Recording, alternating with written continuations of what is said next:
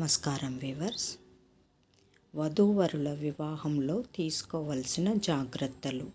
గోత్రములు అనగా మూల పురుషులవి విచారించాలి. ఏకగోత్రం అనగా ఒకే ఇంటి పేరు గల వాళ్ళు వివాహానికి పనికిరారు.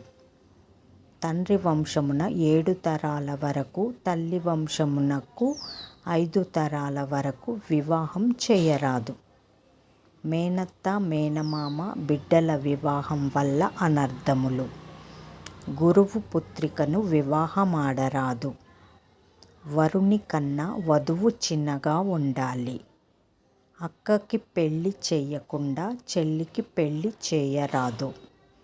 సవతి తల్లి ఉంటే ఆమె వైపు కూడా విచారించి వివాహాన్ని నిశ్చయించాలి. ఒకరిని ప్రేమించిన యువతిని పురుషుడు వివాహం చేసుకొనరాదు. తల్లి తండ్రి వంశపారంపర్య వ్యాధులున్నచో వివాహము చేసుకొనుట వల్ల ఆర్థిక ఆనంద నాశనములు. వివాహం చేసుకునే వధువులో పురుషుడు చూడాల్సింది కులము కాదు, గుణము. అదేవిధంగా పురుషుని విషయంలో వధువు చూడాల్సింది సంపద కాదు, గుణము, సమర్థత. జై సాయిరామ్.